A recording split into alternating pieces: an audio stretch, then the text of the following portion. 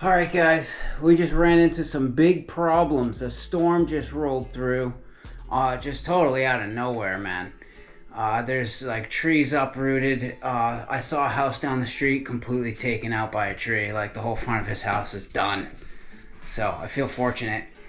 The wind blew my fence over, one fence panel down. And I came home yesterday and I was picking up trash in the backyard. And literally all you could see all over the backyard was shingles. And I'm like, oh no, right? I was in a panic, dude. So I grabbed my ladder in the back and I booked it towards the front of the house. I set up the ladder. I mean, the rain's coming down sideways. It's smacking you in the face. The wind's howling. But there was a lot of shingles on the ground. You know what I mean? I'm like, dude, there's got to be a huge hole in my roof. So I go up there, and there was a huge hole in my roof, basically, and it was over the same spot. The lady, because when I moved here, this ceiling was really bad. It was all water stained, and I asked her about it, and she said, "Oh, a couple of shingles blew off the roof, but I had a roofer fix it." And I'm like, "Oh, okay." They were not roofers. Come on. They used bubble gum, Flex Seal, and caulking. And finish nails. Not roofing nails, finish nails. Okay? Like, their huge hack job flew off the house. And I could see water going in. So I was freaking out, man. Like, I shoved some plastic in there and I started booking it towards the front of the house. And I get to the peak of the roof and I look down and I see the wind blow my ladder over. Off the house. So I'm calling tenants going, hey, nobody's answering the phone. I had to call my neighbor across the street. Thank God he answered. He came over and put the ladder back up. He's like, what the hell are you doing on your roof during this storm? And I was like, I have water pissing in my roof. I have to fix it. So I shot to Home Depot and grabbed shingles. I didn't care whatever shingles, you know what I mean? I grabbed some shingles and brought them up there. And I did a quick little hack job just to get me through the storm. And I noticed that Home Depot shingles are like 2 inches shorter than the shingles that are up there. So I have to go source these shingles, which I think I found them. I'm going to go get them. And then we're going to go up there and check it out. And it's not just the roof. There's other problems, big problems up there that I noticed. We're going to go take a look. Yeah, so this is what I found yesterday. Pretty much this whole section just took off into the backyard. I think this roof is fairly new. But there are, there's a little spot there that probably got damaged from the morons that came up here to fix this. And I actually know who that person is. Yeah, I noticed these chimneys. This one looks, not too great. But this one, look at this. Like I'm finding, look, big chunks of mortar are like coming off the side of the house. This thing's literally just opening. So this is not something I want to do going into the middle of winter. So I think what I'm going to do is I'm going to grab some shrink wrap and I'm going to shrink wrap this thing just to kind of hold everything together, just to get me through the winter. And then in the springtime we'll come up here and take that all the way down and remortar and rebuild it. And I'm thinking about capping them. I see some of the chimneys in this neighborhood have caps on them. Some do, some don't. Like, I was like, wait, is rain just going right down that? I guess it is. So I think I'm gonna get a metal cap or something for my chimneys. Duke, what are you doing? What are you doing, Duke? You better not screw up his lawn. He'll kill you. But yeah, I was up here yesterday. Like I said, I had the ladder over there, and I was getting battered up here with rain. And I saw the ladder just slide off the side of the house. And I'm like, oh God. I was just in a panic, you know what I mean? Because seeing those shingles on the ground, I was like, oh no. Because I've run into some stupid things over here. But yeah, just might as well inspect. Everything else looks pretty good up here, except for, yeah, obviously this. I don't know why it's at the edge of the house, right there. Then at the edge of the house over there, it's tore up. And at the very edge of the house over there, it's tore up. So it's almost like it's a bird or an animal that's doing it. So I'm probably not going to pull that shingle up. I might just put another one over it. Same thing with down there and right there. And I don't think I need to worry about this thing too much, because we do have shingle under it. Water will run off that fine. Doesn't really matter. No one can see it. But here's the problem is I went to Home Depot. Yeah, see, I grabbed some shingles, but they're shorter. You see how much shorter? See, there's a gap here, and then there's a gap over here. So the Home Depot shingles are like 2 inches shorter than the shingles used here. So I looked on the backs of some of the pieces that fell off the house, and I saw IKO. So I started researching IKO, and I had to go to a roofing supply company, and they had IKO that are the same length, but unfortunately this color, of course, has been discontinued. So this is the closest thing we could get for color match, which, you know, nobody can see this. It's in the back of the house. I really don't care if it matches. It just needs to not leak. You know what I mean? Because eventually I'm thinking about maybe doing like a metal roof, you know? You do it once and it's done for life. Yeah, so this is exactly what I walked up and saw in the middle of a rainstorm. And I mean, it was like, there was a tree right down the street that, like I say, got uprooted, pulled out of the ground, and landed on somebody's house. I mean, look at all the down branches everywhere. That tree snapped, you can see it. There's a bunch of down branches in the back of my yard. It was a pretty bad storm. I mean, it was calming down.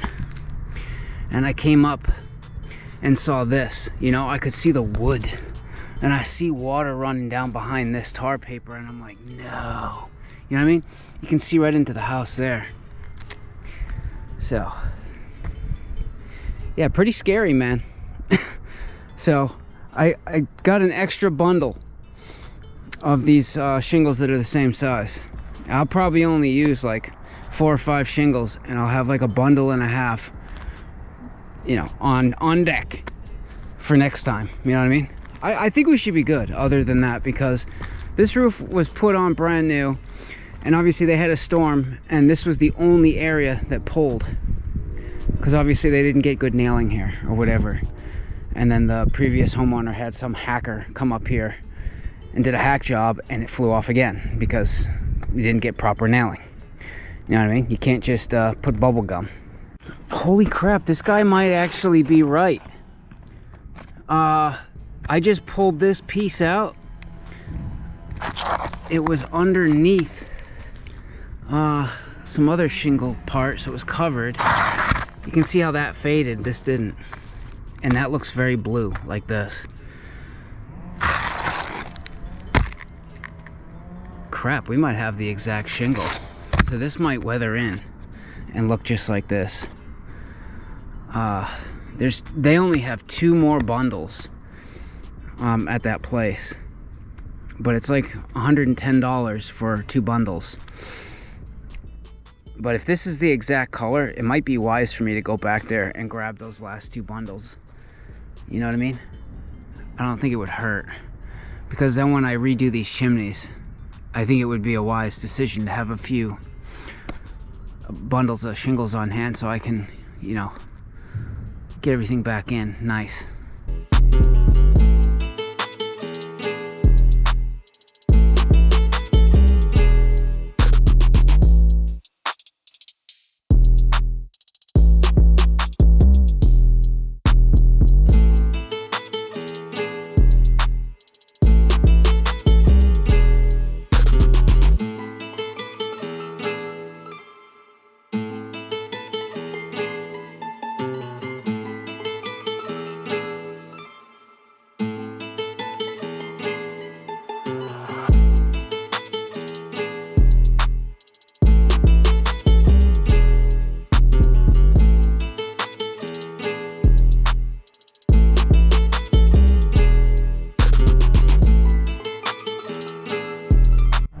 So I found the problem, guys, which makes me feel a lot better.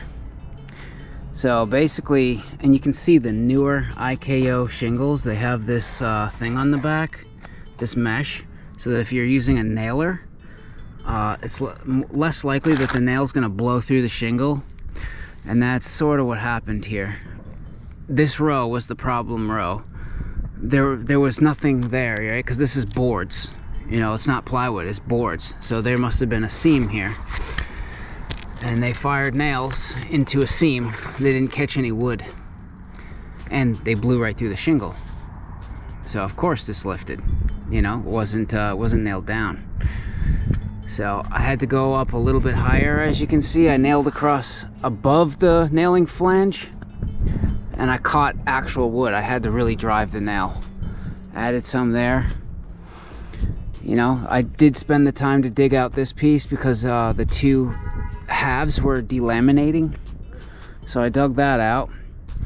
And this shingle's got some glue on it. But that was just from the hackers. They just kind of, you know, just slapped a shingle over that and put some goo and called it good. So that's just a little glue on the surface of the shingle. There's no holes or cracks or anything, and I'm not digging that out because there's a little glue on it. No thanks. No one can see it. There's bigger fish to fry here, I would say. Yeah. Much better. Because this is right over my bed, I think. It's very close too. And then my bathroom's right here. And there's the cast iron. It actually looks like it's in excellent condition, I might add. Yeah. This stuff is built to last, baby. But anyways, I did some investigating, and it makes sense because that mulberry tree, in the summertime, it produces a lot of mulberries, which they're quite delicious, actually. Yeah, that thing was so overgrown. It was like literally coming onto the house. So the pesky little squirrels were climbing up here, and they did some damage. I don't know, there's like a fibrous material that's underneath these top caps as like an air buffer layer.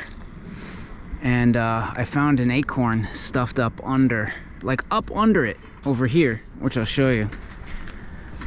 So I don't know if he's hiding his nuts up here or he's going after that fibrous material for a nest or what. Not sure. Well, he can't get up here anymore. I'm not too worried about this. It still looks, yeah, that looks good enough. I really don't want to mess with this stuff in the winter, you know. Summertime, when they're a little more supple and soft, yeah, I might come up here. And the chimneys, oh God. But yeah, it's definitely a squirrel. And yeah, clip your trees back. See, they don't screw up your roof. But yeah, look at this chimney, man. Oh God. Look at that. Just like mortar gaps missing. So I'm pushing on it. Ah, man. That might, honest to God, that might make it through the winter. It's not, it looks really bad, but I'm pushing on it. And yeah, I've done some houses in Charlestown where I pushed on the bricks and I got a lot of movement. And we've then put a roof on it, which I completely warned against doing, but we did it anyway. My boss said just do it. Okay. But that's not moving very much. So seems like it's got some kind of grip still. But this, I gotta like definitely come up here and address these chimneys next summer or in the spring. Yeah, I just noticed this too.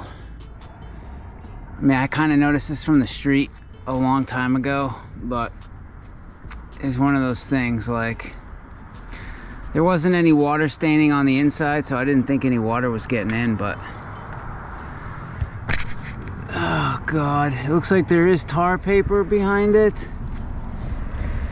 But this is like a really weird vinyl siding. It's like a huge panel versus like usually it'll look like 2 panels, right? I don't know if I'm gonna be able to source this stuff. I mean, I'm gonna probably search around. If not, I'm just gonna get white siding from Home Depot, the double stuff, and just do it over in that. You know what I mean? Something until I can afford to re-side and re-roof, which isn't going to be anytime soon. So this is going to last a while.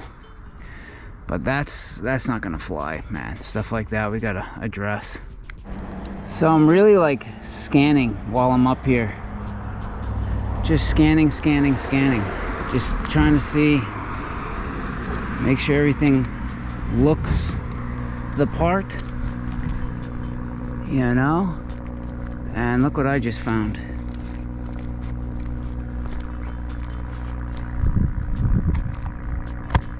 Another shingle missing right here. Good thing I looked. Alright, so we got that shingle in. I'm just, you know, inspecting. Look at this. Well, at least our electrical service is new. Yeah. What in the hell is that? They didn't even bother to put a piece of siding in there. What the hell? No wonder the vine was growing up the side of the building. It had a water source right here. I mean, that's kind of a tricky spot. Water would really have to be coming down sideways to get in there. But, yeah. I mean, we're looking okay. I think we should be able to survive the winter anyway. I am going to see if I can source that siding, and if I can, I'm going to go around and on warm days and patch things in. But eventually I'd like to rip it all off, but that's very eventually, you know what I mean? So the wind was so strong that it took these center fence panels and just blew them right into the neighbor's yard. It was a pretty violent storm that came out of nowhere. So I gotta try to put these back. Keep Duke out of the neighbor's yard. Duke, come on. Yeah, go under there. Yeah, so this looks like a case of somebody putting this up that had no clue what they were doing. So this side was correct, but this side had to come down about 3/4 of an inch so that these fence panels actually went up in there deep enough so the wind couldn't just push them out. Yeah, this whole place. Duke, he's peeing in the fireplace. What a weirdo. But anyways, I want him to do that. I want him to mark his territory. Keep the pesky squirrels and all them out of here. Look at him, he's like a dog. He just follows me around.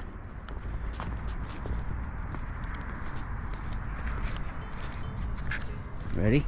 Wait for it. Wait for it. Here he comes.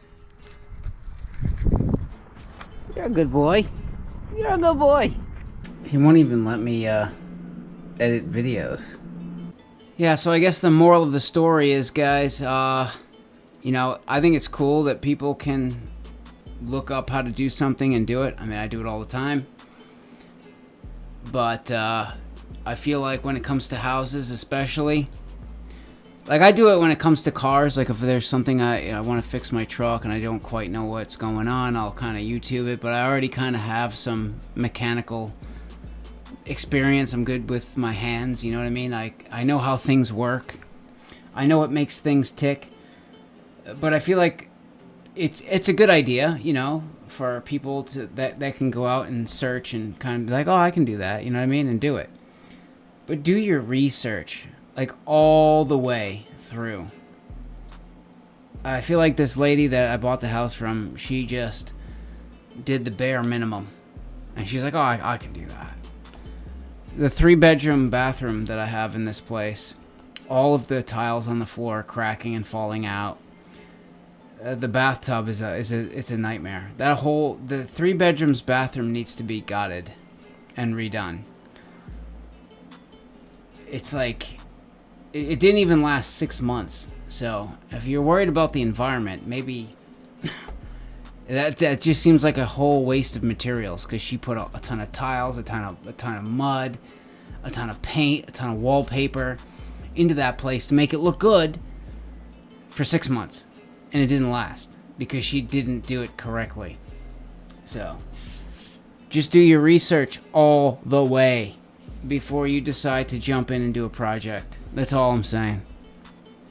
But anyways, see you later.